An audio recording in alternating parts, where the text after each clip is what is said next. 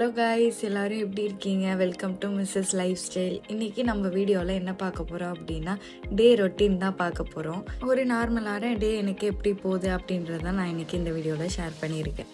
Ladies எல்லாருமே first morning பார்க்குற இடமே கிச்சன் தான். ஸோ அந்த கிச்சன் எப்பயுமே க்ளீனாக இருந்தால் நம்மளுக்கு எப்பயுமே ஒரு ப்ளசன்ட் ஃபீலிங்காக இருக்கும். ஸோ அதனால எல்லாருமே முடிஞ்ச அளவுக்கு க்ளீனாக வச்சுக்க ட்ரை பண்ணுங்கள். நான் ஸ்கூல் படிக்கிறதுலேருந்தே டீ காஃபி எதுவுமே எடுத்துக்க மாட்டேன். மார்னிங் ஈவினிங் எப்போயுமே எடுத்துக்க மாட்டேன். எப்போயாச்சும் கொஞ்சம் கிரேவிங்ஸாக இருந்தால் அப்போ மட்டும் பிஸ்கெட் ஏதாச்சும் டிப் பண்ணி சாப்பிடுவேன். ஹஸ்பண்ட்க்கு அம்மா கடையிலேருந்து போட்டு விட்டு கொடுத்துருந்தாங்க, அதை தான் ஊற்றி ஃபஸ்ட்டு கொடுத்துட்டேன். போன வீடியோலேயே ஷேர் பண்ணியிருந்தேன், வீக்லி ட்வைஸ் ஹேர் பேக் போடுவேன் அப்படின்னு சொல்லிட்டு.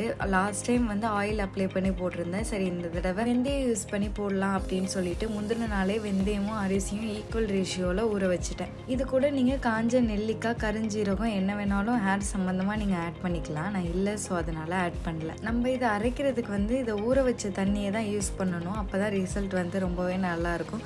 நல்லா ஃபைனாக அரைச்சிடணும். கொஞ்சம் குறைன்னு இருந்தால் ஹேரில் அப்ளை பண்ணுறதுக்கு ரொம்பவே கஷ்டமாக இருக்கும். நான் இந்த ஹேர் பேக் ஒரு 6 மந்த்ஸாக போட்டுட்ருக்கேன். ரிசல்ட் ரொம்பவே நல்லா இருக்குது. நான் ஃபஸ்ட்டு ஹேர் கட் பண்ணிட்டு வந்திருந்தப்போ என்னோட லென்த் ரொம்பவே கம்மியாயிடுச்சு. ஆனால் இந்த மாதிரி ஹேர் பேக் போட்டதுக்கப்புறமா இப்போ லென்த் இன்க்ரீஸ் ஆகிட்டுருக்கு. எப்பயுமே ஹேர் பேக் போடுறதுக்கு முன்னாடி நல்லா சிக்கெல்லாம் எடுத்துட்டு அதுக்கப்புறம் 2 பார்ட்டிஷனாக இந்த மாதிரி பிரிச்சுட்டு ஆயில் அப்ளை பண்ணி அதுக்கப்புறம் ஹேர் மாஸ்க் போட்டால் ரிசல்ட் ரொம்பவே நல்லாயிருக்கும். நான் முன்னாடிலாம் ஹேர் பேக் யூடியூப்பில் ரெஃபர் பண்ணி தான் போட்டுட்டு இருந்தேன். ரிசல்ட் ரொம்பவே நல்லா இருந்தது. அந்த பேசிக் தெரிஞ்சதுக்கப்புறம் இப்போ நானாகவே ஏதாச்சும் மிக்ஸ் பண்ணி நானே போட்டுருவேன். இப்போ சில டைம் எக் ஒயிட்டும் கர்டும் போடுவேன். சில டைம் செம்பருத்தி இலை, இது கூட செம்பருத்தி பூ, கொஞ்சமாக ஆயில் அப்ளை பண்ணி போடுவேன். சில டைம் இந்த மாதிரி வெந்தயம், அரிசி போடுவேன். இந்த மாதிரி எது கிடைக்குதோ ரொம்ப ஈஸியாக சிம்பிளாக எது இருக்கோ அதை தான் நான் போடுவேன். ரிசல்ட் நல்லா தான் இருக்குது. நீங்கள் எந்த மாதிரி ஹேர் பேக் யூஸ் பண்ணுவீங்கன்னு சொல்லி மறக்காமல் கமெண்ட்டில் சொல்லுங்கள். வேறு ஏதாச்சும் டிப்ஸ் தெரிஞ்சால் கூட அதையும் நீங்கள் ஷேர் பண்ணுங்கள். ரொம்பவே யூஸ்ஃபுல்லாக இருக்கும் எனக்கு. ஹேர் மாஸ்க் போட்டதுக்கப்புறம் ஒரு 1/2 hour இல்லைனா 1 hourக்கு அப்புறம் ஒரு மைல்டான ஷாம்பு போட்டு ஹேர் வாஷ் பண்ணிடணும். அவ்வளோதான். ஹேர் வாஷ் பண்ணதுக்கப்புறமா நல்லா ட்ரை ஆனதுக்கப்புறம் ஒரு சீப்பு வச்சு கொஞ்சமாக சிக்கு உடைச்சிட்டோன்னா ஹேர் ரொம்பவே ஸ்மூத்தாக இருக்கும். நான் ஃப்ரெஷ்ஷப் ஆகிட்டு ரெடி ஆகிட்டு வந்தேன். பாப்பாவும் கரெக்டாக ஏஞ்சிட்டா. நான் சாப்பிட்டுட்டேன் ஏர்லியராகவே. சரி, அவளுக்கு சிம்பிளாக கேரட் வச்சு கேரட் தோசை தான் செய்யலாம் அப்படின்னு பிளான் பண்ணியிருந்தேன். நம்மளுக்கு ரெடி பண்ணுறதை விட இந்த குழந்தைங்களுக்கு சாப்பாடு ரெடி பண்ணுறது தான் ரொம்பவே கஷ்டம். அதுலேயும் இவெல்லாம் காரம் இருந்தால் சுத்தமாக சாப்பிட மாட்டா. அவளுக்கு டேஸ்ட் பாப்பா அது பிடிச்சா மட்டும்தான் அடுத்த தடவை சாப்பிடுவா. இல்லைன்னா நம்ம பண்ணதே வேஸ்ட் ஆகிடும். அதனால ரொம்பவே பார்த்து செய்யணும். உங்கள் கிட்ஸ்க்கு எந்த மாதிரி சாப்பாடு கொடுப்பீங்க? அவங்க எந்த மாதிரி ஃபுட்லாம் லைக் பண்ணி சாப்பிடுவாங்கன்னு சொல்லி கமெண்ட்டில் சொல்லுங்கள். அதுக்கப்புறம் நம்ம சேனல் இப்போ தான் க்ரோ ஆகிட்டுருக்கு. உங்களோட ஹெல்ப் அண்ட் சப்போர்ட்டை நீங்கள் மறக்காமல் கொடுங்க. அப்போ தான் எனக்கும் ஒரு பூஸ்டாக இருக்கும், ஒரு மோட்டிவேட்டடாக இருக்கும். கேரட் நல்லா வாஷ் பண்ணிவிட்டு பீல் பண்ணதுக்கப்புறமா இந்த மாதிரி சின்ன பீஸாக கட் பண்ணி வச்சுக்கணும். இப்போ காரத்துக்கு தேவையான பச்சை மிளகா, ஒரு சின்ன துண்டு இஞ்சி. காரம் அதிகமாக சாப்பிட மாட்டா, ஸோ அதனால் ஒரே ஒரு பச்சை மிளகா வச்சுருக்கேன். நீங்கள் உங்கள் குழந்தைங்க நிறையா சாப்பிடுவாங்கன்னா நீங்கள் அங்கே நிறையா கூட வச்சுக்கலாம்.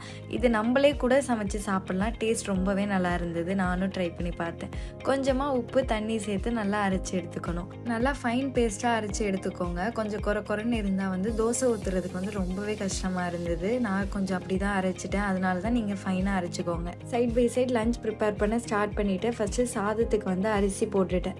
இப்போது நம்ம தேவையான அளவு மாவு எடுத்துகிட்டு அதில் நம்ம அரைச்சி வச்சுருக்க கேரட்டை கொஞ்சமாக உள்ளே சேர்த்து நல்லா மிக்ஸ் பண்ணிக்கணும்.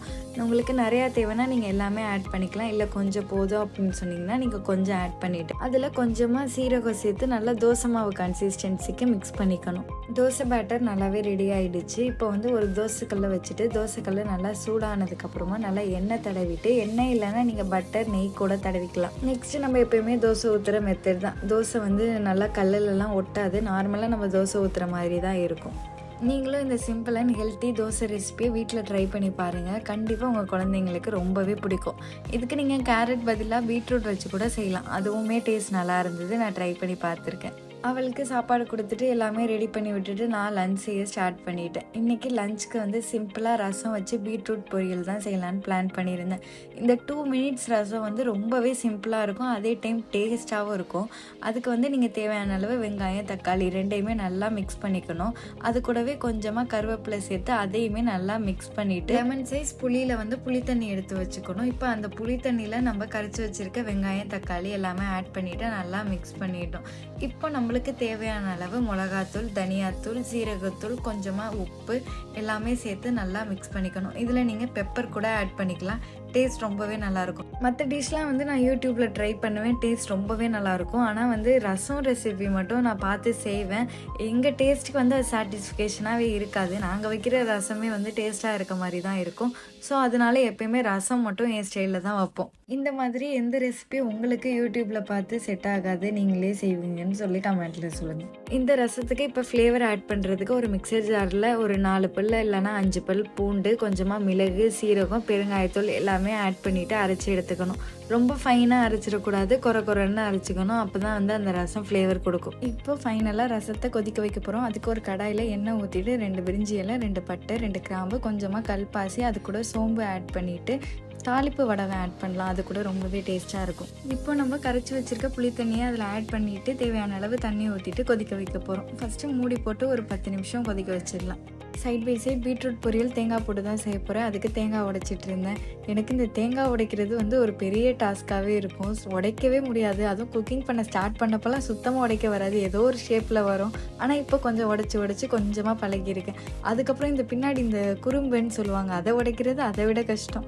அப்படியே ரசம் கொதிச்சிருச்சு. இப்போ நம்ம அரைச்சி வச்சுருக்க பொடியை வந்து அதில் ஆட் பண்ணிவிட்டு கொஞ்சம் நேரம் கொதிக்க வச்சதுக்கப்புறமா மல்லி இலை போட்டு இறக்குனா ஃப்ளேவர் ரொம்பவே நல்லாயிருக்கும். எப்போயுமே ரசம் ரொம்ப கொதிக்கக்கூடாதுன்னு சொல்லுவாங்க.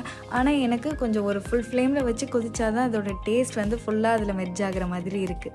இந்த சிம்பிளாக செய்கிற ரசத்தை நீங்கள் உங்கள் வீட்டில் மறக்காமல் ட்ரை பண்ணி பார்த்துட்டு எப்படி இருந்ததுன்னு சொல்லி கமெண்ட்டில் சொல்லுங்கள். சைட் டிஷ்க்கு பீட்ரூட் பொரியலும் செய்ய ஸ்டார்ட் பண்ணிட்டேன். எப்போயுமே நான் மோஸ்ட்லி வந்து பீட்ரூட் வேக வச்சுட்டு அதுக்கப்புறம் செய்வேன். ஆனால் இன்றைக்கி அதிலே தண்ணி ஊற்றிட்டு வேக வச்சேன். அதை விட வந்து கம்பேர் பண்ணும்போது இதில் வந்து ஃபுல்லாகவே அந்த பீட்ரூட்டோட டேஸ்ட் இருக்கும். அந்த டைப்பில் வந்து அவ்வளோவா டேஸ்ட் வராது. அதனால இன்றைக்கி இப்படி தான் செஞ்சுருந்தேன். இது கூடவே அப்பளமும் பொரிச்சிட்டேன். இன்றைக்கி டே இப்படி தான் போச்சு. நம்ம வீடியோ பிடிச்சிருந்தா மறக்காமல் லைக் பண்ணுங்கள், ஷேர் பண்ணுங்கள், சப்ஸ்கிரைப் பண்ணுங்கள். பக்கத்தில் இருக்க பெல் பட்டனையும் மறக்காமல் கிளிக் பண்ணிடுங்க.